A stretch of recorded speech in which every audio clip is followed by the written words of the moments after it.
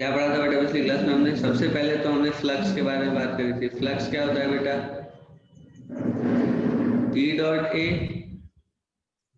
Sir ये total flux है। वही अगर छोटे से फ्लक्स डी फाई की बात करें तो ई डॉट डी ए, या फिर इसे हम ई डॉट डी एस भी लिख लेते हैं बेटा कई बार, है ना?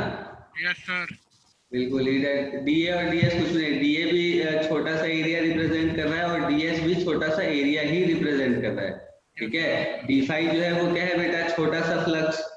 ठीक है, फिर अगर अपने को टोटल फ्लक्स निकालना होता है तो हम क्या करते हैं बताओ? ये तो हमारा उसके वो उस केस की चीज है। ये फ्लक्स जो है, ये जो हमने ई डॉट ए लिखा है, ये कौन से केस के लिए है बेटा?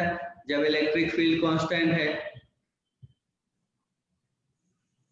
ना, constant through out the area.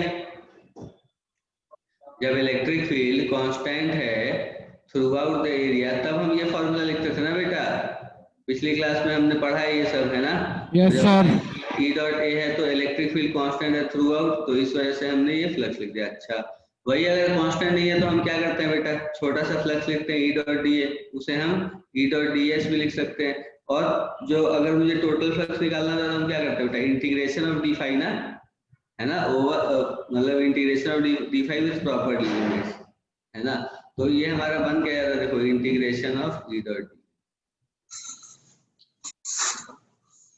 यही बनता है ना बेटा? ये हमारा छोटा सा फ्लक्स है। अच्छा, अब अगर मैं आपसे एक छोटा सा एग्जांपल आपसे पूछूं बेटा, सोच के देखना, ठीक है? जैसे मान लो कि मेरे पास यहाँ पर एक यूनिफॉर्म इलेक्ट्रिक फील्ड है। यूनिफॉर्म इलेक्ट्रिक फील्ड समझते हो आप?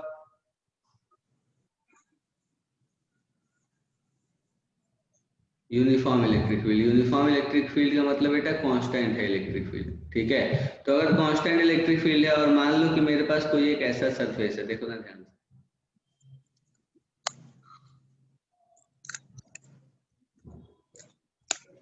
ठीक है, और यहाँ ये इलेक्ट्रिक फील्ड है, इसका एरिया ए है। ठीक है, इलेक्ट्रिक फील्ड जो है वो ई है। ठीक है, बताओ कितना फ्लक्स पास हो रहा होगा बेटा इससे? E dot A. बहुत अच्छा, बहुत खूब। जो फ्लक्स इस वाले सरफेस से पास हो रहा होगा वो कितना फ्लक्स पास हो रहा होगा बेटा? इलेक्ट्रिक फील्ड इनटू एरिया, इतना फ्लक्स पास हो रहा होगा, है ना? तो एक मिनट बेटा, मैंने क्या बोला आपको कि अगर हमारे पास ये एरिया है और यहाँ से अगर कांस्टेंट इलेक्ट्रिक फील्ड में अगर इस तरह से यूनिफॉर्म इलेक्ट्रिक फील्ड इससे पास करा रहा हूँ तो फ्लक्स जो होगा वो कितना होगा बेटा? ई इंटू ए हो जाएगा, है ना? बहुत सिंपल सी चीज है, ये सब तो हम जानते हैं, है ना बेटा? और ये जो मैंने लिखा integration of E dot D, ये मैंने किसके लिए लिखा बेटा? ये मैंने टोटल फ्लक्स लिखा जब इलेक्ट्रिक फील्ड कांस्टेंट नहीं हो, है ना? अब मान लो जैसे यही एरिया में पॉइंट चार्ज रख दूं, तो फिर उस केस में कैसे लिखोगे तुम फ्लक्स? समझ रहे हो मेरी बात? तो उस केस में अपने को क्या करना पड़ेगा बेटा? अपने को छोटा सा एलिमेंट लेना पड़ेगा। देखो, मैं तुम्हें फ्लक्स निकालने का एक तरीका बताता हूँ, है ना?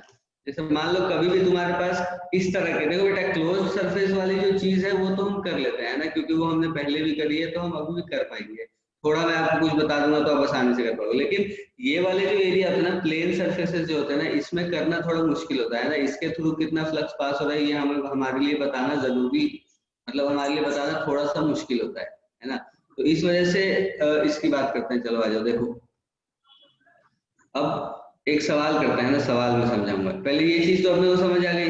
अगर मान लो कि हमारे पास कोई ऐसा है और यहाँ पर तो चलो यूनिफॉर्म इलेक्ट्रिक फील्ड थी, अगर नॉन यूनिफॉर्म इलेक्ट्रिक फील्ड होगी तो आप क्या करोगे? नॉन यूनिफॉर्म इलेक्ट्रिक फील्ड में आप इंटीग्रेट करोगे, है ना? जो फ्लक्स आप लिखोगे उसे क्या करोगे बेटा? इंटीग्रेट करोगे, है ना? जो फ्लक्स आप लिखोगे वो देखो क्या लिख रहे हो आप? फाई इज इक्वल टू आप लिखोगे ना बेटा ई डॉट डी ए का इंटीग्रेशन, है ना? इसे इंटीग्रेट करोगे ओवर द होल सरफेस, है ना? प्रॉपर लिमिट्स के साथ इंटीग्रेट करोगे तो टोटल फ्लक्स आपका निकल आएगा। ठीक है, ये तरीका होता है बेटा टोटल फ्लक्स निकालने का। मैंने सोचा एक बार थोड़ा आपको रिवाइज कर दूं ना, इसमें कोई परेशानी तो नहीं है बेटा किसी को? फ्लक्स वगैरह निकालना आता है अपने को, है ना बेटा? आ यस जाओ, सर। बिल्कुल आ जाओ बेटा, अगले पेज पे चलता है। ये एक छोटा सवाल है, ये सॉल्व कर दो चलो। ठीक है, ये अच्छा सवाल है, अच्छे से करना थोड़ा। और देखो यहाँ पर इलेक्ट्रिक फील्ड जो होगी इस क्यू की वजह से वो क्या होगी बेटा? चलो पहले एक बार सवाल पढ़ते हैं, देखो क्या कह रहा है। Electric to a point charge Q, इस पॉइंट चार्ज क्यू की वजह से इलेक्ट्रिक फ्लक्स निकालने through the circular region of radius r if the charge is placed on the axis। अगर चार्ज को हमने कहाँ रख दिया बेटा, axis of the ring at a distance x, axis पर x डिस्टेंस पर रखा है, ये आपको इस रिंग के थ्रू फ्लक्स बताना। ठीक है, सॉल्व करो बेटा, जल्दी से सॉल्व कर दो। देखो बेटा मैं बताता हूँ तुम्हें कैसे करना है ये सवाल। जैसे ये एक रिंग है और यहाँ पर एक चार्ज रखा है ना, हमें इस रिंग के थ्रू फ्लक्स निकालने को कह रहा है। अच्छा, तो सबसे पहला काम हम क्या करते हैं बेटा, सबसे पहला काम हम एक रिंग बना लेते हैं ऐसे। ठीक है, हमने एक रिंग बना ली, ये रिंग का सेंटर है, ये रिंग का एक्सिस बना लिया हमने। ठीक है, एक्सिस बनाने के बाद यहाँ पर मैंने कह दिया कि एक चार्ज रखा है, पॉइंट चार्ज Q। ठीक है, और ये दूरी कितनी दे रखी है बेटा अपने को, x दे रखी है ना, ये सेंटर O है और ये Q है, ये पॉइंट P मान लेता हूं मैं, और ये दूरी अपने को दे रखी है x। ठीक है, अब तुम सोचो कि ये जो Q चार्ज है बेटा, इस Q चार्ज की वजह से यहाँ पर जो इलेक्ट्रिक फील्ड होगी वो क्या हर जगह के लिए अलग अलग होगी, अलग अलग डायरेक्शन में होगी इलेक्ट्रिक फील्ड। जैसे मान लो कि अगर मैं यहाँ पर बात करता हूँ तो यहाँ पर इलेक्ट्रिक फील्ड ऐसी होगी। रुक जाइए, रुक जाओ बेटा एक सेकंड बस, देखो मेरी बात सुनो है ना ध्यान से, मैं जो कह रहा हूँ आपको। अगर मैं इलेक्ट्रिक फील्ड की बात कर रहा हूँ तो बेटा अगर मैं इस वाले पॉइंट की बात करूंगा तो इलेक्ट्रिक फील्ड इधर होगी, इस वाले पॉइंट की बात करूंगा तो इलेक्ट्रिक फील्ड इधर होगी, है ना। तो मतलब आपको एक चीज तो यहाँ पर दिख रही है बेटा कि इलेक्ट्रिक फील्ड की डायरेक्शन चेंज हो रही है हर जगह पे, है ना। और इस वाले सरफेस के लिए अगर मैं एरिया वेक्टर जानना चाहूँ तो एरिया वेक्टर किधर होगा बेटा, इस तरफ। Yes sir. वैसे तो हम किधर भी ले सकते हैं, हम आगे की तरफ भी ले सकते हैं, पीछे की तरफ भी ले सकते हैं, लेकिन आगे की तरफ लेने का फायदा क्या होगा कि हमें आगे की तरफ लेने से ये हो जाएगा बेटा सबसे पहले सेम कि डायरेक्शन मिल जाएगी। हाँ इलेक्ट्रिक फील्ड और कौन सी एरिया वेक्टर सेम डायरेक्शन मिल जाएंगे, है ना। तो मैं कह देता हूँ ये हमारा एरिया वेक्टर का डायरेक्शन है और ये इलेक्ट्रिक फील्ड है। तो बेटा क्या मैं कह सकता हूँ कि इलेक्ट्रिक फील्ड की जो डायरेक्शन है वो चेंज हो रही है हर जैसे जैसे हम ऊपर की तरफ बढ़ रहे हैं इस पे यस सर। एरिया। तो क्या मैं यहाँ पर एलिमेंट लेके सॉल्व कर सकता हूँ क्या इस सवाल को, क्योंकि देखो इस वाले सवाल में अपने को करना क्या होगा से पहले एक चीज बात करते हैं बेटा कि जब भी हमारे पास ऐसे सवाल आए जहां पर चीजें बदल रही हैं, जैसे मान लो कि हमारा जो फॉर्मूला है वो क्या है बेटा फ्लक्स का, ई डी एस कॉस थीटा।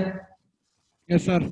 ई डॉट डी एस है ना, तो ई डॉट डी एस का मतलब क्या है, E D S cos theta ही तो है। हाँ तो E sir. D S cos theta की अगर आप बात करोगे बेटा तो देखो अगर आप डी फाई की बात करो पहले, चलो एक बार डी फाई की अगर मैं बात करता हूँ तो डी फाई क्या होगा बेटा, देखो ई डी एस कॉस थीटा, क्योंकि ई डॉट डी एस होता है तो इलेक्ट्रिक फील्ड और एरिया वेक्टर के बीच का एंगल अगर थीटा है तो डी फाई हो जाएगा हमारा ई डी एस कॉस थीटा। अब अगर अपने को टोटल फ्लक्स निकालना है बेटा तो क्या करना पड़ेगा, इसे इंटीग्रेट करना पड़ेगा ना, ई D S yes cos. Sir. अब देखो इलेक्ट्रिक फील्ड भी चेंज हो रहा है, कॉस थीटा भी चेंज हो रहा है, सारी चीजें चेंज हो रही है ना, बस ds छोटा सा एरिया जो होगा वो शायद हो सकता है आपका कांस्टेंट। तो इस केस में तो इंटीग्रेशन करना पड़ेगा, तो इंटीग्रेशन करने के लिए क्या करें बेटा, सबसे पहले एलिमेंट चूज करते हैं, यहाँ से स्मॉल r डिस्टेंस पर जाके एक छोटा सा एलिमेंट चूज करता हूं मैं जिसकी विड्थ है dr। बोलो ठीक है सर। यही काम करते हैं बेटा हर जगह हम, है ना, बिल्कुल एक जनरल वो करते हैं। तो r पे जाके मैंने एक dr का एलिमेंट ले लिया।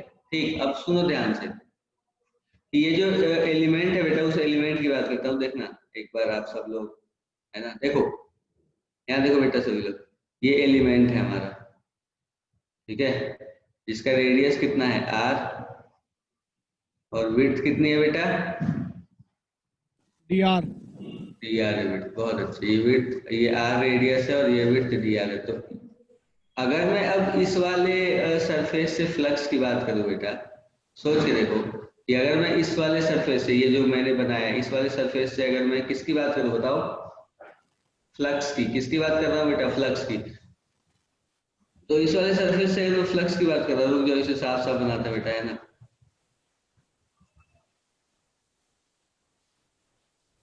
एक्चुअल में हमने r पे जाके dr का एलिमेंट लिया है ना। ये बातें तो समझ आ रही होगी ना बेटा सब किसी को, इसमें तो कोई परेशानी नहीं होगी मुझे लगता है। नो सर, आ रहा था में इतना तो। ओके, देखो r पे जाके हमने dr का एलिमेंट ले लिया। अब एक बात, तो इस q की वजह से जो इलेक्ट्रिक फील्ड होगी बेटा, अगर इसके लिए बात करता हूं मैं, इस वाले छोटे से सरफेस के लिए, तो इस सरफेस के लिए जो इलेक्ट्रिक फील्ड होगी वो कुछ ऐसी होगी, हाँ सर। इस सरफेस के थ्रू। हाँ सर। और इस सरफेस के लिए एरिया वेक्टर कौन सा होगा, ये वाला। Small A. डी ए लिख देता हूँ हाँ इसके, सर, डी स्मॉल डी। ए। और ये वाला एंगल मैं कह देता हूँ कि थीटा है, कह दूं? हाँ सर। तो ये वाला एंगल भी थीटा होगा, क्योंकि ये दोनों पैरेलल है ना बेटा, देखो। हाँ सर। तो ये एंगल थीटा, तो ये एंगल भी थीटा। तो अब इलेक्ट्रिक फील्ड इस डायरेक्शन में है, डी ए इधर है, और दोनों के बीच का एंगल थीटा है। तो इस छोटे से एलिमेंट के लिए अब फ्लक्स लिख सकता हूँ क्या बेटा, बताओ? हाँ सर। क्या लिखूंगा बताना? डी फाई, क्या लिख रहे हैं, है ना? यस क्या सर। लिख रहे हैं? देखो क्या लिखूंगा बताओ, डी फाई की वैल्यू क्या लिखूंगा? D phi is equal to electric field है ई, एरिया क्या डी है ए। बेटा छोटा सा, डी ए। डी ए, और कॉस थीटा। हाँ सर। अब इलेक्ट्रिक फील्ड की बात करते हैं ना, यहाँ पे जो भी टर्म्स लिखे हैं उसकी बात करते हैं। ई की बात करते हैं, डीए की बात करते हैं, और कॉस थीटा की बात करते हैं ना। इलेक्ट्रिक फील्ड कितनी होगी बेटा इस क्यू की वजह से, यहाँ पर इलेक्ट्रिक फील्ड कितनी होगी बताओ? ये डिस्टेंस x है, ये स्मॉल r है, सोचना, ध्यान से सोचना, ये वाला स्मॉल r है, ये x है। तो ये वाली लेंथ कितनी होगी, मतलब क्यू चार्ज से ये एरिया कितनी दूरी पर है बेटा? K Q upon x square plus a square, x square plus r square, sorry sir. ऐसे r square plus x square का स्क्वायर रूट, ये वाली सर। लेंथ। हाँ सर। बिल्कुल। तो इलेक्ट्रिक फील्ड लिखो, अब लिखो इलेक्ट्रिक फील्ड, क्या लिखूंगा मैं बताओ? देखो K Q upon R square plus x square. बिल्कुल, K Q over are square plus x square. Yes ये सर। हमारी क्या होगी बेटा, इलेक्ट्रिक फील्ड हो गई ना ये। अब क्या करना है अपने को, फ्लक्स निकालना है। डी ए छोटे से जो डी ए है उसकी बात करते हैं, छोटा सा जो एरिया है, इस वाले एरिया की बात करते हैं। कितना एरिया होगा बेटा इसका? अगर तुम सोचो, अगर इसे मैं यहाँ से कट कर दूं मान लो, ठीक है, कट करके, और अगर मैं सीधा कर दूं, तो ऐसा कुछ बनेगा क्या बेटा स्ट्रिप? देखना ध्यान से। अगर सुनना, अगर मैंने इसे यहाँ से काट दिया, मतलब ये जो गोल है ना बेटा, इसे मैंने काट दिया और सीधा कर दिया, बस, ठीक है, इतना ही किया और कुछ भी नहीं किया। ठीक है, तो सीधा करने पर ये ऐसा कुछ बन जाएगा क्या, बताओ, सोच के बताओ मुझे। हाँ सर। बिल्कुल बनेगा, बिल्कुल बिल्कुल आदि बेटा, बिल्कुल सही कह रहे हो। और इसकी जो लेंथ होगी ये कितनी होगी बेटा? 2 पाई इंटू स्मॉल आर के बराबर होगी। और ये विड्थ कितनी है? डी आर है क्या? तो इसका एरिया कितना होगा बेटा? डी ए जो छोटा सा एरिया है वो कितना होगा? 2 पाई आर डी एल। बिल्कुल 2 pi r into d r, 2 pi r into d r. 2 pi r ये लेंथ है, और ये क्या है बेटा? डी आर विड्थ है। तो जो एरिया होगा इसका वो ये यही होगा ना, 2 pi r into d are. ठीक है, अब क्या बनेगा हमारे पास, बताओ, सोचो कि फाई जो है हमारा वो ई डी एस कॉस थीटा है। ठीक है, ई हमें पता लग गया, जो छोटा सा एरिया है डी ए वो पता लग गया। कॉस थीटा की वैल्यू कैसे निकालो बेटा? X upon root under are square plus x square होगी क्या कॉस थीटा की वैल्यू? बोलो। Yes sir. यहाँ से मैं cos थीटा की वैल्यू क्या लिख सकता हूँ बताओ? cos थीटा की वैल्यू मैं लिख सकता हूँ x divided by root under are square plus x square, है ना बेटा? ये कोई परेशानी तो नहीं है ना? सही लिख रहा हूँ ना मैं? हाँ सर। Yes sir. ओके, तो ये हमारे पास cos थीटा की वैल्यू आ गई, हमारे पास इलेक्ट्रिक फील्ड की वैल्यू आ गई, हमारे पास डीए की वैल्यू आ गई। अब सबको पुट करते हैं क्या बेटा? हाँ सर। सबको पुट करने पे देखो हमें फ्लक्स क्या मिलेगा, हमें फ्लक्स मिलेगा phi is equal to k Q over are square plus x square, ये इलेक्ट्रिक फील्ड हो गई, इनटू इनटू क्या लिखे बेटा? cos थीटा की वैल्यू लिख लेते हैं। cos थीटा की वैल्यू क्या है? x upon root r square लिख लेते हैं, x upon root under x square plus r square, है ना? ये एक चीज हमने लिख ली, इनटू अब ये जो छोटा सा एरिया डी है ये लिख लेते हैं, ये कितना है बेटा? 2 पाई आर डी है, 2 पाई आर। ठीक है, और फ्लक्स की अगर मैं बात करूं तो मुझे इसका इंटीग्रेशन करना पड़ेगा। अब यहाँ पर वेरिएबल कौन है बेटा? सिर्फ एक वेरिएबल दिख रहा है क्या अपने को? सिर्फ एक हाँ वेरिएबल सर। दिख रहा है बेटा? कौन सा वेरिएबल है? सिर्फ आर, आर। बस एक आर है वेरिएबल, और हमें इंटीग्रेट भी देखो आर के टर्म्स में करना है ना? तो आर की लिमिट यहाँ कहाँ से कहाँ तक पुट करेंगे बेटा? सर 0 से बड़ा कैपिटल आर। आर। जीरो से माइनस बड़े आर से आर तक करेंगे। माइनस बड़े आर से आर तक करेंगे। सर दोनों साइड करना हो, नीचे ऊपर शायद। देखो अब मैं ये चीज तुमने ये बोल दिया तो मैं तुम्हें समझाता हूँ। देखो तुम ये वाली जो फील्ड है बेटा, ये देखो ये जो इलेक्ट्रिक फील्ड है ये इस पूरे एरिया में आएगी ना, इस पूरे एरिया में आएगी ना इलेक्ट्रिक फील्ड, यही वाली सेम। मैं क्योंकि मैं इस पूरे एरिया की बात कर रहा हूँ, और इस पूरे एरिया के लिए थीटा वगैरह तो सब सेम है। क्योंकि theta r upon root under x square plus r square होता है। बिल्कुल सही कह रहे हो आदित्य बेटा, तुम बिल्कुल सही। हाँ बेटा बताओ। तो ये चीज समझ आई ना अपने को कि ये जो एरिया हम लिख रहे हैं, ये जो छोटा सा एरिया देखो, ये छोटा सा एरिया पूरा कंप्लीट है ना बेटा, चारों तरफ। हाँ सर। तो मुझे मुझे नहीं लगता कि यहाँ पर अपने को माइनस आर से आर लेने की जरूरत है, क्योंकि माइनस आर में माइनस आर वाला जो ये वाला है, ये तो प्लस आर में ही वो हो गया ना बेटा, प्लस आर में ही आ गया ये पूरा एरिया। देखो इस पूरे एरिया से फ्लक्स निकाल रहे हैं ना, ये पूरा एरिया। तो अगर आप जीरो से कैपिटल आर करोगे तो ये पूरा जो हमारा डिस्क है ये कवर हो जाएगा, होगा या नहीं हाँ होगा सर, समझ गया समझ गया। हाँ सर। बिल्कुल। तो अब यहाँ पर जो अपने को लिमिट पुट करनी होगी वो क्या पुट करनी होगी बेटा, जीरो से कैपिटल। अब इसे सॉल्व करो, सॉल्व करोगे तो देखो क्या मिलेगा, बताओ मुझे। फ्लक्स की वैल्यू क्या मिलेगी बेटा, देखो एक बार जो कांस्टेंट है उसे बाहर निकाल के और फिर रख लेते हैं बाकी सबको अंदर, है ना। देखो पाई इज इक्वल टू बेटा two constant, pi constant, x constant, k q constant, है ना। तो मतलब मैं क्या करता हूँ, टू पाई के क्यू एक्स, इसे बाहर ले लेता हूँ, integration r d r over are square plus x square की पावर 3/2 लिख सकता हूँ क्या मैं, आर स्क्वायर प्लस एक्स हाँ स्क्वायर की सर। पावर 3/2। हाँ सर। इंटीग्रेटर इंटीग्रेशन या जीरो से कैपिटल आर। अब इसे इंटीग्रेट कर सकते हैं क्या बेटा, सब्स्टिट्यूशन मेथड यूज कर हाँ ले क्या सर, इसमें, सब्स्टिट्यूशन होगा।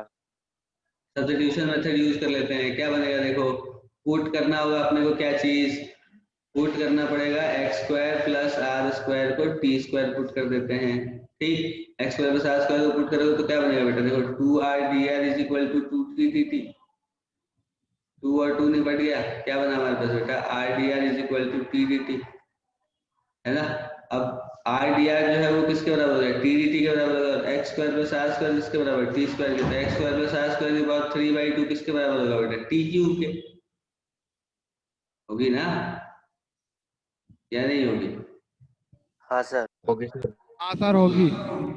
बिल्कुल होगी। तो अब क्या बनेगा हमारे पास, देखो यहाँ पे क्या बनेगा बेटा, टू पाई के क्यू एक्स, ये तो बाहर आ गया, इंटीग्रेशन आर डी आर की जगह क्या चीज, t d t divide by r square plus x square की पावर 3/2 की जगह क्या बेटा, टी स्क्वायर की पावर 3/2, मतलब ये टी क्यूब। अब यहाँ लिमिट क्या पुट करें बताओ। अब देखो बेटा आर की लिमिट हम जीरो से लेके आर तक पुट कर रहे थे ना, तो जब हम आर को जीरो पुट करेंगे तो टी कितना होगा, एक्स। और जब r is equal to capital r होगा तो टी कितना होगा,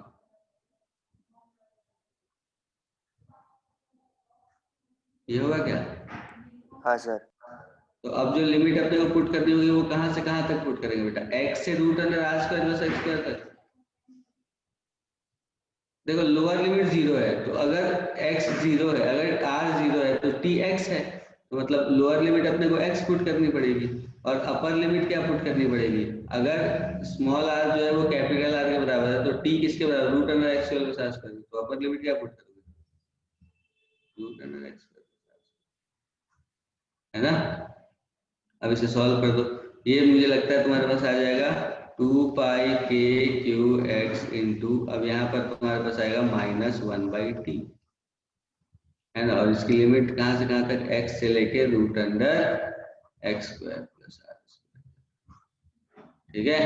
अब इसे भी सॉल्व अगर करोगे तो क्या बनेगा, देखो बेटा टू पाई के क्यू एक्स इंटू, इंटू क्या चीज बनेगा बेटा बताओ मुझे, ये माइनस में है ना, तो हमारे पास बन जाएगा 1/x माइनस 1/रूट अंडर एक्स स्क्वायर प्लस, ठीक है बेटा, ये हमारा आंसर है, ठीक है। ये फ्लक्स का आंसर है, समझ आया बताओ, समझ आया नहीं है पहले ये बताओ, चलो सारे लोग, मैं एक एक आ गया करके सर। पूछ रहा हूँ। सबको आ गया समझ में, यस सर। सुशांत को आ गया, सुशांत ने आगे हैंड रेज किया, आदित्य बेटा तुम्हें आ गया, अजय बेटा तुम्हें आ गया, आ गया सर मेरे को। ओके डन, बहुत बढ़िया। तरुण को भी आ गया, स्क्रीन नीचे आ रही है, क्या बेटा, स्क्रीन नीचे आ रही है सर इसकी, जैसे जहाँ पर आपका फेस होता है ना वहाँ पर स्क्रीन आ रही है, और जहाँ पर स्क्रीन होनी चाहिए वहाँ पर आपका फेस आ रहा है। अच्छा ये वो होगा बेटा, क्या बोलते हैं उसे, इंटरनेट में कोई दिक्कत आ जाती है ना कभी कभी, एक बार बाहर चले जाओ फिर दोबारा आ जाओ तो सही रहेगा। ठीक है सर देखते हैं। कर लो। देखो बेटा इसमें क्या है, जैसे मान लो कि कोई भी सरफेस ले लेता हूँ मैं, जैसे मान लो कि मैं एक ऐसा क्यूब ले लेता हूँ, ठीक है। देखो बेटा ध्यान से देखना है ना, मान लो कि मैंने यहाँ पर एक क्यूब ले लिया, ठीक है। ये मेरा क्या है, ये तो एक स्क्वायर है, मैं क्यूब अभी बना रहा हूँ, ठीक है। अब हम बात कर रहे हैं बेटा किसके बारे में, अब हम बात कर रहे हैं क्लोज सरफेस के बारे में, ठीक है। तो आप भी थोड़ा ध्यान से सुनना है ना, क्योंकि हम क्लोज सरफेस के बारे में बात कर रहे हैं, ठीक है बेटा। क्लोज सरफेस के बारे में थोड़ी सी चीजें अलग हो जाती हैं, वो क्या, हमने पिछली क्लास में क्या बात करी थी बेटा, बताना। क्लोज सरफेस के बारे में क्या बात करी थी हमने पिछली क्लास में, कि क्लोज सरफेस का जो एरिया वेक्टर होता है वो किधर होता है बेटा, आउटवर्ड नॉर्मल जो होता है वो एरिया, बिल्कुल। एरिया वेक्टर हमेशा बाहर की तरफ होता है, हमेशा बाहर की तरफ। जैसे मान लो कि मैंने यहाँ पर एक चार्ज रख दिया इसके सेंटर पे, ये हमारा जो भी क्यूब है इसके सेंटर पर मैंने क्या किया बेटा, एक चार्ज रख दिया क्यूब। अब इस अगर इलेक्ट्रिक फील्ड लाइंस की बात करूँ इस चार्ज की वजह से, तो वो कैसी होंगी बताओ, यूं बाहर निकल रही होंगी, यहाँ से भी निकल रही होगी, यहाँ से भी बाहर निकल रही होंगी। तो बेटा हमने पिछली क्लास में एक और बात करी थी कि जो इलेक्ट्रिक फ्लक्स होता है वो क्या होता है बेटा, एक तो काउंट होता है नंबर ऑफ लाइंस का, है ना, जो किसी एरिया को पास कर रही है, और भी कुछ होता है ना, काउंट ऑफ एनर्जी भी तो है बेटा ये, मतलब किसी भी एरिया से कितनी एनर्जी पास हो रही है। अब देखो इसमें क्या है कि बेटा जब आप नॉर्मल की बात करोगे ना, यहाँ पर जैसे ये क्लोज सरफेस है, इस क्लोज सरफेस में अगर आप नॉर्मल की बात करोगे तो वो हमेशा किधर होगा, आउटवर्ड्स होगा। समझ रहे हो मेरी बात, ये साइन कन्वेंशन है बेटा, है ना। ये बताया जाता है अपने को कि अगर आप कोई भी क्लोज सरफेस ले रहे हो तो उस क्लोज सरफेस का जो एरिया वेक्टर होगा वो हमेशा बाहर की तरफ होगा। जैसे ये वाला जो हमारा सरफेस है बेटा, इसका देखो यहाँ पर मैंने एक ये एरिया वेक्टर बनाया है ना, इस वाले सरफेस के लिए अगर मैं एरिया वेक्टर बनाऊं तो कौन सा बनाऊंगा, ये वाला बनाऊंगा,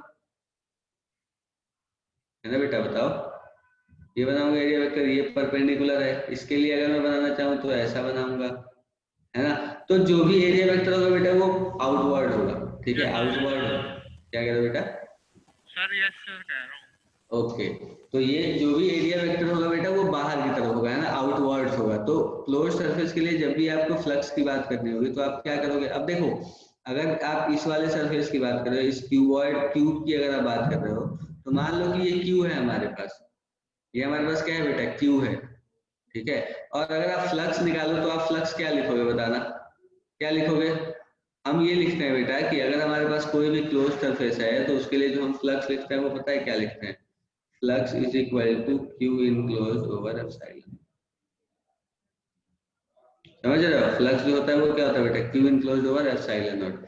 अब देखना, सुनो एक बात बताता हूँ तुम्हें मैं, यहाँ पर जैसे पिछले वाले सरफेस पे बस लाइन अगर पास हो रही है मतलब मैं कह रहा हूँ कि उससे फ्लक्स पास हो रहा है, लेकिन यहाँ पर क्या है बेटा, इस जगह पे क्या है कि यहाँ पर अगर हम फ्लक्स की बात करते हैं ना तो number of electric field lines entering और लीविंग की बात होती है ना। अगर आप यहाँ पर इलेक्ट्रिक फ्लक्स की बात करो तो क्लोज सरफेस के केस में हम कहते हैं कि number of electric field lines entering और लीविंग, है ना, number of electric field lines entering और लीविंग, मतलब कितनी इलेक्ट्रिक फील्ड लाइन एंटर हो रही है या बाहर जा रही है। अब इसमें होता क्या है बेटा कि जो इलेक्ट्रिक फील्ड लाइन सिर्फ एंटर हो रही है, अगर कोई इलेक्ट्रिक फील्ड लाइन सिर्फ एंटर हो रही है और कोई इलेक्ट्रिक फील्ड लाइन सिर्फ बाहर की तरफ जा रही है तो उसे हम काउंट करेंगे, एक को पॉजिटिव लिखेंगे एक को नेगेटिव लिखेंगे। क्यों, क्योंकि इलेक्ट्रिक फील्ड तो एक जिस भी डायरेक्शन में, एरिया वेक्टर तो सबके लिए अलग अलग है।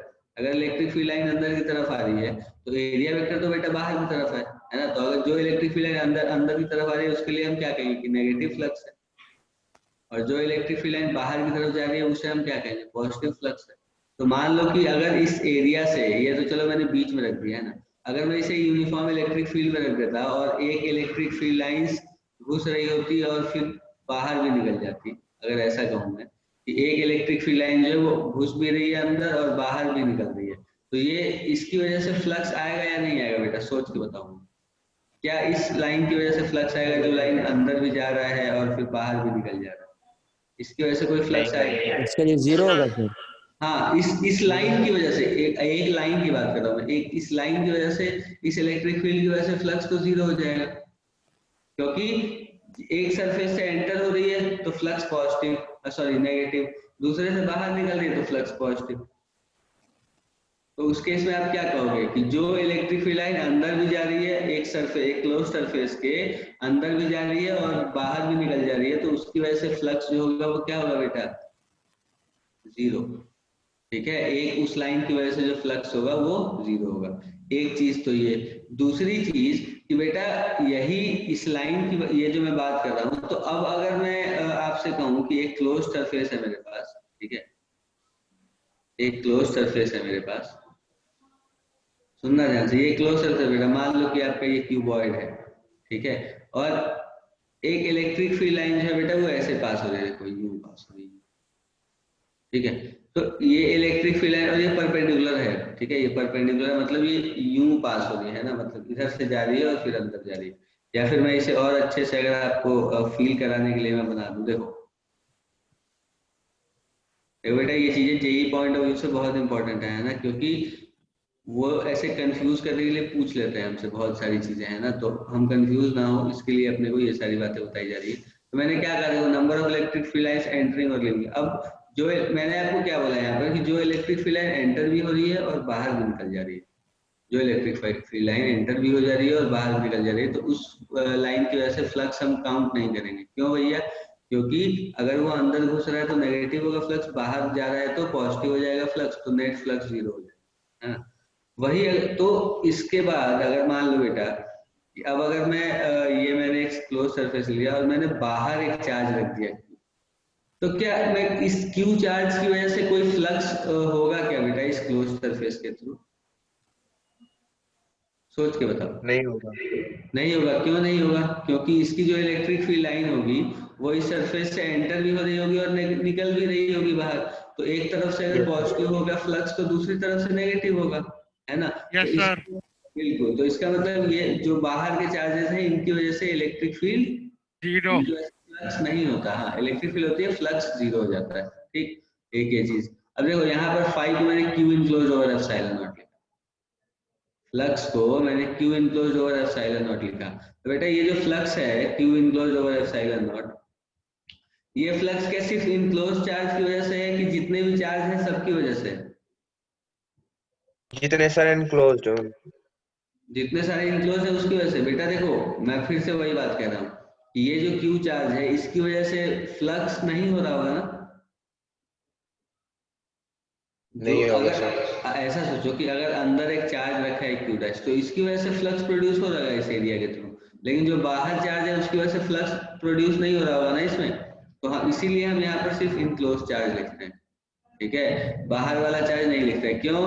क्योंकि एक्चुअल में ये जो है ना बेटा, ये जो फ्लक्स है एक्चुअल में ये सारे चार्जेस की वजह से, नेट फ्लक्स की बात कर रहा हूँ, ये क्यू इनक्लोज और एप्सिलॉन नॉट जो मैंने लिखा है ना फ्लक्स को, ये मैं सारे चार्जेस की वजह से लिख रहा हूँ, ठीक है। ये जितने भी चार्ज यहाँ स्पेस में, जैसे यहाँ पर क्यू हो गया, यहाँ मान लो कि मैं कहता हूँ कि माइनस क्यू वन है, इस जगह पे मान लो क्यू टू है, यहाँ कहीं क्यू थ्री भी रखा है, तो यहाँ फ्लक्स के फॉर्मूले में बेटा अपने को क्यू इनक्लोज्ड लिखना होता है, तो यहाँ पर हम क्यू डैश ही लिखेंगे अभी, ठीक है। क्यों भैया? क्योंकि इस q two, q minus q one, q five है, क्यू थ्री है सॉरी, तो इन सब की वजह से जो फ्लक्स होगा ना बेटा, वो जितना फ्लक्स एंटर कर रहा होगा उतना ही फ्लक्स बाहर भी निकल जा रहा होगा, तो इन बाहर वाले चार्जेस की वजह से हम क्या कहेंगे कि फ्लक्स जो है वो जीरो है ना। देखो यस सर।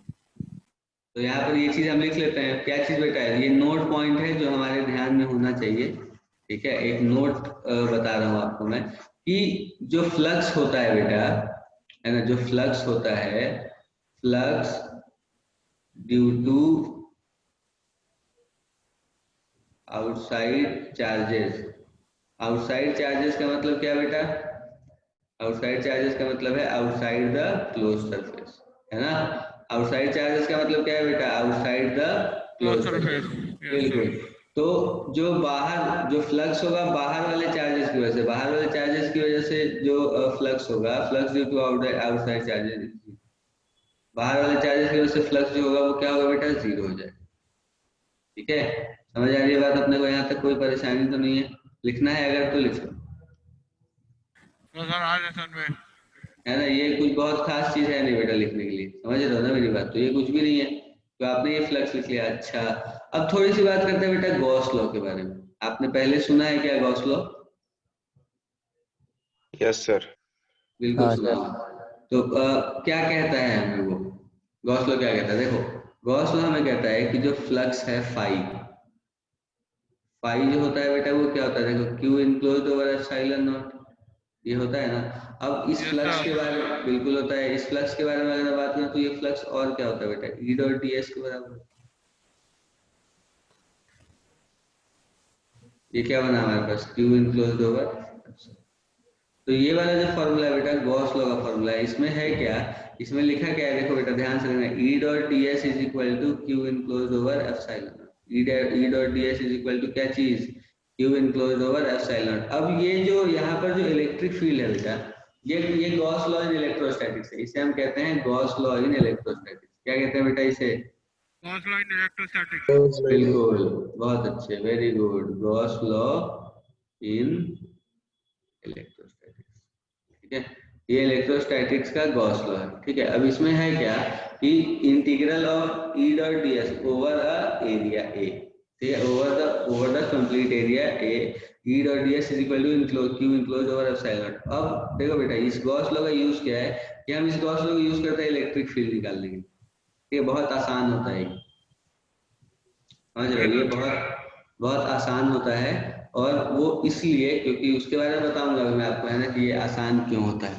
ठीक है, देखो ये E dot d s is equal to हमने लिख दिया कैसे बेटा? Q enclose over epsilon naught. Q enclose मतलब क्या है? जो भी सरफेस के अंदर इनक्लोज चार्ज है। Yes sir. E dot d s is equal to q enclose over the surface. ठीक है, गॉस लॉ हमें कहता क्या है बेटा कि अगर आपको कहीं किसी भी कोई भी चार्ज डिस्ट्रीब्यूशन है या कोई भी चार्ज है उसकी वजह से अगर आपको इलेक्ट्रिक फील्ड निकालनी हो तो अपने को कुछ स्टेप्स होते हैं बेटा। अगर आपको गॉस लॉ से देखो यहाँ E dot d s is equal to q enclose over epsilon naught है ना, तो अगर मैं इस इंटीग्रल को सॉल्व करूं तो मेरे पास तो इलेक्ट्रिक फील्ड आ जाएगी बेटा। हमारे पास इलेक्ट्रिक फील्ड तो आ जाएगी बहुत प्यार से। तो इसलिए मैं कह रहा हूँ आपको कि गॉस लॉ अगर आप पढ़ लोगे अच्छे से तो फिर आपसे बहुत सारे सवाल बहुत आसानी से हो जाएंगे। अभी देखो मैं बताता हूँ कैसे। ये मैंने लिखा E dot d s is equal to q enclose over epsilon naught, है ना बेटा। अब मान लो कि मुझे एक पॉइंट चार्ज की वजह से इलेक्ट्रिक फील्ड निकालनी है, सोच के देखो। मुझे एक पॉइंट चार्ज, मैं आपको बता रहा हूँ बेटा कि हम गॉस लॉ से इलेक्ट्रिक फील्ड कैसे निकालते हैं। अब जैसे मान लो कि मुझे एक पॉइंट चार्ज की वजह से इलेक्ट्रिक फील्ड निकालनी है, तो सबसे पहला स्टेप हमारा पता है क्या होता है बेटा? सबसे पहला स्टेप हमारा होता है कि हमें चूज करना होता है गॉसियन सरफेस। क्या चूज करना होता है? Gaussian surface. गॉसियन सरफेस आप कैसा भी ले सकते हो, ठीक है, कोई सा भी आप सरफेस ले सकते हो, कोई बहुत रॉकेट साइंस वाली बात नहीं है। आपको बस एक गॉसियन सरफेस चूज करना है। ऐसा कैसा गॉसियन सरफेस चूज करना है बेटा? Such that electric field and मतलब ऐसा गॉसियन सरफेस चूज करना है कि इलेक्ट्रिक फील्ड और एरिया वेक्टर आर इधर पैरेलल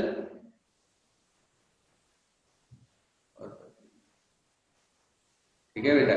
ऐसा गॉसियन सरफेस चूज करो कि या तो पैरेलल हो या क्या हो, परपेंडिकुलर हो। किसके बेटा?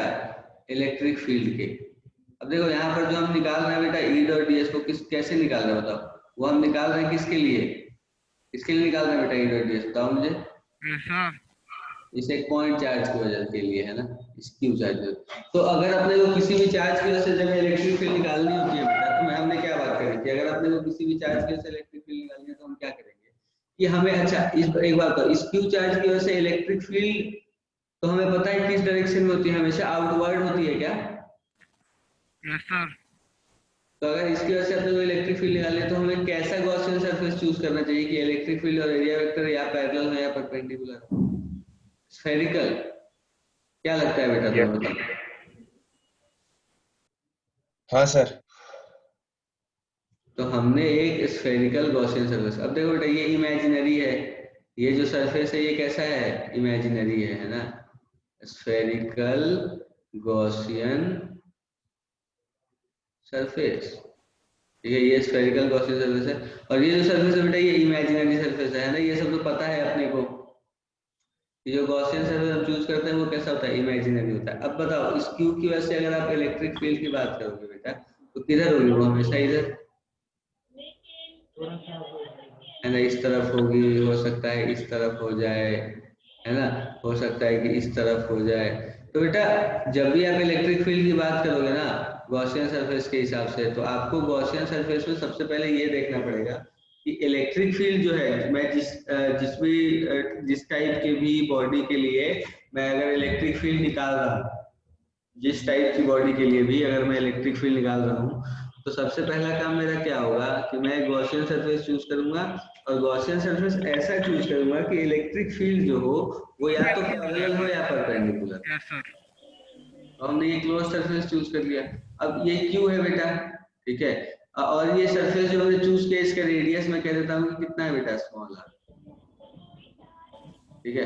ये जो रेडियस है ये कितना है, ये रेडियस है बेटा, इस रेडियस को मैं कह देता हूँ ये रेडियस है कितना, स्मॉल आर। अब इस स्मॉल आर रेडियस पे मतलब इस क्यू चार्ज की वजह से अगर आप बात करें इलेक्ट्रिक फील्ड की, तो बेटा हमें पता तो है इलेक्ट्रिक फील्ड, लेकिन हमें निकालना है कैसे, हमें कैसे निकालना है बेटा, ये इस वाले लॉ से, है ना, इस वाले लॉ से। तो अब बताओ मुझे कि अगर मैं इस वाले सरफेस के लिए ई डॉट डी ए लिखूं तो क्या लिखूंगा बताना, देखना एक बार ध्यान से देखना सभी लोग। ई डी ए लिख दूं क्या सीधा बेटा, क्योंकि इलेक्ट्रिक फील्ड और एरिया वेक्टर वो पैरेलल है हमेशा, है ना, सेम डायरेक्शन में, तो इसे मैं सीधा सीधा integration of E dot D A लिख दूं, ई डी ए लिख दूं। ये किसके बराबर है बताना, क्यू इनक्लोज क्या है, क्यू है ओवर एप्सिलॉन, ठीक है। अब इलेक्ट्रिक फील्ड बेटा एक बात बताओ, हमें पता है ना क्यू चार्ज की वजह से आर दूरी पर इलेक्ट्रिक फील्ड जो होती है वो कांस्टेंट होती है ना, पॉइंट चार्ज से। तो इलेक्ट्रिक फील्ड को बाहर निकालूं, अगर इलेक्ट्रिक फील्ड को बाहर निकालेंगे तो क्या बनेगा बेटा, देखो E into integration of d A is equal to क्या बनाइए, क्यू ओवर एप्सिलॉन। अब डी ए का इंटीग्रेशन क्या होगा बेटा, देखो डी ए मतलब क्या, कहीं मान लो हो सकता है कि मैंने एक छोटा सा एरिया कंसीडर किया हो यहाँ कहीं, है ना, और इस छोटे से एरिया की वजह से मैं क्या कर रहा हूँ बेटा, इस छोटे से एरिया के लिए मैं क्या निकाल रहा हूँ बताओ, ई डॉट डी ए की वैल्यू निकाल रहा हूँ, क्यू ओवर एप्सिलॉन नॉट आ गई। अब integration of d A, integration of d ए क्या होगा बेटा, इस पूरे सरफेस का एरिया, इंटीग्रेशन ऑफ डी का मतलब क्या होगा, इस पूरे सरफेस का एरिया, जो भी हमने इमेजिनरी गॉसियन सरफेस अज्यूम किया है उसका एरिया, बोलो क्या बनेगा बताओ, E इंटू कितना बनेगा surface area, 4 pi r square, 4 pi r square equal to q over epsilon naught. अब सॉल्व करो तो क्या बनेगा, E इज इक्वल टू, देखो बेटा 4 पाई एप्सिलॉन नॉट एक साथ लिखता हूँ और क्यू बाई आर स्क्वायर एक साथ लिखता हूँ, 1/4 pi epsilon naught Q over. तो ये हमारे पास क्या आ गया बेटा बताना, इलेक्ट्रिक फील्ड आ गई ना, 1/4 पाई एप्सिलॉन नॉट को हम क्या लिख सकते हैं बताओ, के। तो ये हमारे पास क्या आ गया, के क्यू बाई आर स्क्वायर आ गई, क्या बताओ, कोई परेशानी है यहाँ तक तो बताओ मुझे, कोई दिक्कत है अगर किसी को मन में कोई सवाल किसी भी तरह का तो बताओ। आ गया ना। तो इलेक्ट्रिक फील्ड अगर हमें निकालनी है किसी भी चार्ज की वजह से, तो क्या हम गॉस लॉ यूज कर सकते हैं बेटा, हाँ सर, बिल्कुल यूज कर सकते हैं, बिल्कुल यूज कर सकते हैं। तो कैसे यूज करेंगे, तो सबसे पहले आपका काम क्या है बेटा, एक गॉसियन सरफेस चूज करना, और वो गॉसियन सरफेस ऐसा होना चाहिए, आप ऐसा सरफेस चूज करो जिससे, और क्लोज सरफेस चूज करना है बेटा, है ना, ओपन चूज नहीं करना आपने, कैसा चूज करना है, क्लोज, ठीक है। तो हाँ क्या कह रहा था मैं, अगर आपने गॉसियन सरफेस चूज करा, जैसे ही आपने गॉसियन सरफेस चूज करा आपका आधा काम ऐसे ही निपट गया, ठीक है। और गॉसियन सरफेस बहुत दिमाग लगा के अपने को चूज करना पड़ता है, क्यों भैया, क्योंकि इलेक्ट्रिक फील्ड, देखो बेटा यहाँ पर जो लिखा ना मैंने, E dot d s is equal to q enclose over epsilon naught, ये गॉस लॉ का वो है ना, मैथमेटिकल रिप्रेजेंटेशन है गॉस लॉ, ठीक है, E dot d s is equal to q enclose over epsilon. अब यहाँ पर तुम देखो, यहाँ पर जो मैं, जैसे यहाँ क्यू है बेटा चार्ज, ठीक है, अब मान लो कि यहाँ बाहर भी चार्जेस होते, सोच के देखो, यहाँ पर चार्ज होता है Q1, यहाँ पर जो चार्ज है वो होता है Q2, है ना, एक इधर कहीं चार्ज होता है Q3। तो अब एक बात बताओ बेटा मुझे कि ये जो इलेक्ट्रिक फील्ड मैंने ई लिखा है, ये मैंने सिर्फ क्यू की वजह से लिखा है या जितने बचे हुए चार्जेस मतलब पूरे चार्जेस जो भी हैं उन सब की वजह से लिखा हुआ है? बताओ। पूरे चार्जेस क्यों की वजह से। यहाँ पर जो बेटा ये ई जो है ना, ये ई जो है, ये जितने भी चार्जेस है ना स्पेस में, सबकी वजह से इलेक्ट्रिक फील्ड की बात कर रहा हूँ। समझ रहे हो मेरी बात? यहाँ पर हम किसके लिए बात कर रहे हैं बेटा?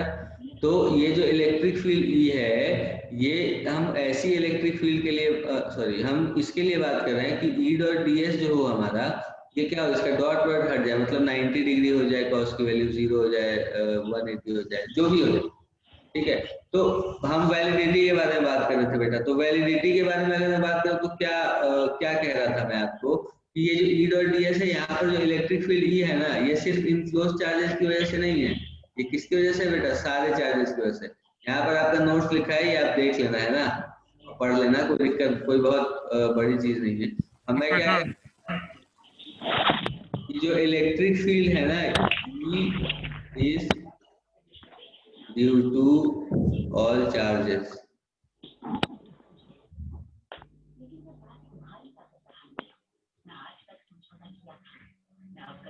is due to the all charges present in space।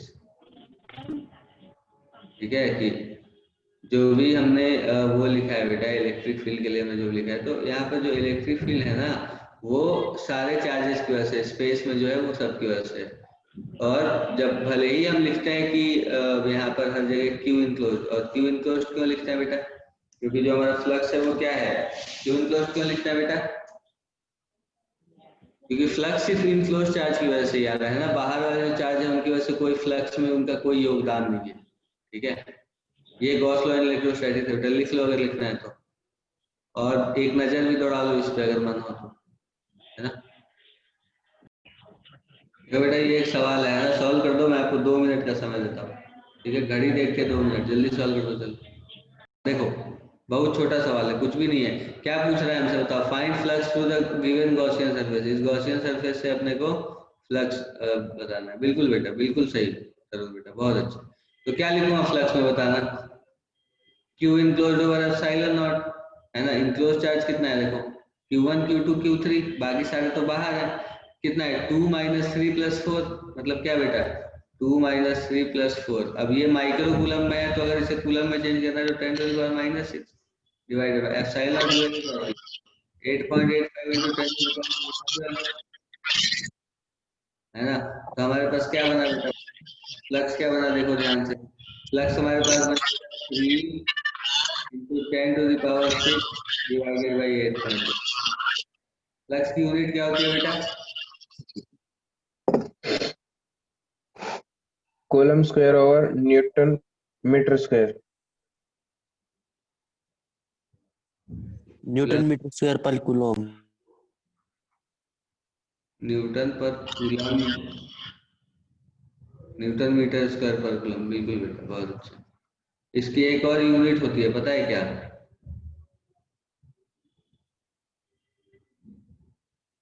Flux की यूनिट होती है बेटा कुछ, क्या होती है बताओ?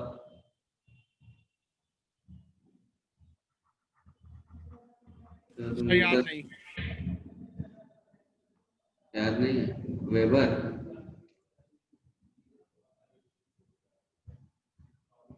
ठीक है। टेस्ला तो मैग्नेटिक फील्ड कहती है, वेबर भी शायद मैग्नेटिक फ्लक्स की यूनिट होती है, वो भी तो ई डॉट डी ही लिखता है ना। खैर चलो ठीक है, कोई बात नहीं। तो ये फ्लक्स हो जाएगा बेटा हमारा, ठीक है। 8.55 लिख दिया मैंने, 8.85 है ना। ये हमारे पास क्या हो गया बेटा? 8.85 इंटू 10, ये जो भी लिखा है यहाँ पे, ये फ्लक्स हो गया। ठीक है, ये आसान है ना। अब इस गॉसियन सरफेस में अपने को इनक्लोज चार्ज, अब बेटा ये जो हमने फ्लक्स निकाला, ये किसकी वजह से? सिर्फ इनक्लोज चार्ज की वजह से, जो बाहर के चार्जेस है उन सब की टोटल नेट फ्लक्स चाहिए,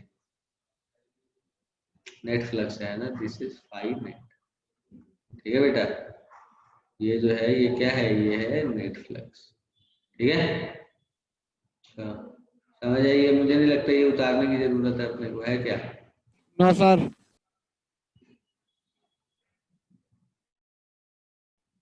अब बताओ, ये सवाल बताओ बेटा। चल सॉल्व कर दो जल्दी से। Yes sir. मतलब मैं बस आपको ये सोच रहा हूँ कि मैं बता दूं, ये सारी चीजें अपने को पता होनी चाहिए। जैसे मान लो कि अभी थोड़ी देर पहले हमने बात करी थी, है ना, कि अब मान लो कि बेटा ये क्यूब है हमारे पास एक, ठीक है। अब क्यूब के सेंटर पर जो है, क्यूब पे में कितने फेसेस होते हैं बेटा? 6। 6। 6 फेसेस होते हैं ना, ये तो सबको पता है हमें, हाँ सर। ठीक है। तो 6 फेसेस होते हैं और हमने क्या किया है, अब आप सोचो बेटा, देखो अब आप फ्लक्स के बारे में ना फॉर्मूले से ज्यादा सोचो। फॉर्मूला तो चलो ठीक है पता है हमें, अच्छी बात है, लेकिन अगर आप फ्लक्स के बारे में बात करोगे तो ये जो क्यूब है बेटा, इसके थ्रू जो फ्लक्स पास हो रहा होगा फाई, वो कितना होगा बताओ? क्यू ओवर एप्सिलॉन नॉट होगा क्या? क्योंकि फ्लक्स होता क्या है बेटा, q enclose over epsilon not, और इनक्लोज चार्ज जो इसके अंदर है वो कितना है, बस एक क्यू है। देखो क्या कह रहा है, if a point charge q is placed at the centre of the cube then find the flux through any one face of the cube. तो अगर इसे हमने सेंटर पर रख दिया है, तो आप सोच के देखो जो इलेक्ट्रिक फील्ड लाइंस इसकी जा रही होगी वो चारों तरफ इक्वली जा रही होगी ना बेटा। हाँ सर। तो अब अगर सेंटर पे रखा है मैंने, तो ये जो जितने भी फेसेस हैं बेटा, ये सारे फेस इक्वी डिस्टेंस है क्या सेंटर से? तो सबके थ्रू फ्लक्स जो क्रॉस हो रहा सेम होगा जाएगा उसकी सर। बिल्कुल सेम जाएगा। तो फ्लक्स थ्रू वन फेस क्या डिवाइड बाय लिखोगे? 6 हो जाएगा सर। बिल्कुल। फ्लक्स थ्रू वन फेस कितना लिखेंगे बेटा? टोटल फेस कितना है? 6 है, तो 6। इस फेस के थ्रू कितना होगा बताओ? 1/6 हो जाएगा टोटल का। 2 बाई एप्सिलॉन इनटू 1/6, है ना? तो कितना यस बच सर। जाएगा बेटा ये? Q over 6। ठीक है, ये क्या यस है? Sir. Flux through a one face. ठीक है बेटा, अगला सवाल ये देखो, कर दो जल्दी से, जल्दी सॉल्व कर दो बेटा।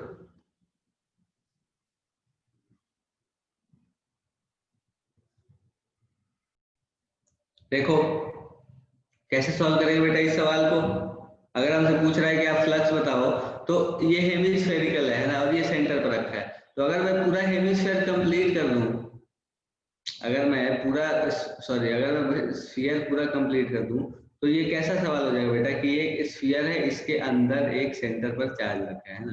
तो इसके थ्रू जो फ्लक्स में लिखूंगा कि इस क्लोज सरफेस के थ्रू, वो क्या लिखूंगा बताओ? क्यू ओवर एप्सिलॉन नॉट लिखूंगा क्या? Flux Q over epsilon not लिखूंगा। अब अपने को फ्लक्स बताना है नीचे वाले हेमिस्फीयर की तरफ से। तो एक बात बताओ बेटा, अगर यहाँ पर ये चार्ज क्यों रखा है, तो जितना फ्लक्स ऊपर के से जा रहा होगा उतना ही फ्लक्स तो नीचे से भी तो जा रहा होगा, है ना? Yes, sir. तो फ्लक्स थ्रू हेमिस्फीयर अगर मैं कहूँ, अगर मैं तुमसे कहूँ कि बेटा फ्लक्स थ्रू हेमिस्फीयर बताओ, तो फ्लक्स थ्रू हेमिस्फीयर कितना होगा बताना? Half हो जाएगा half sir. Of Q over epsilon not, क्योंकि आधा ऊपर से क्रॉस हो रहा है, आधा नीचे से क्रॉस हो रहा है ना? तो ये कितना हो जाएगा बेटा? Q over. खत्म हो गया सवाल। समझ आ गई बात सबको? बताओ ये तीनों सवाल समझ आ गए ना बेटा? बोलो। हाँ आ सर। गया सर। हाँ सर आ गया। सबको समझ आ गया, बहुत अच्छी बात है। अब बाकी की बातें अगली क्लास में करेंगे बेटा, ठीक है? Okay okay sir. Okay sir. बेटा, ओके बेटा, बाय बाय।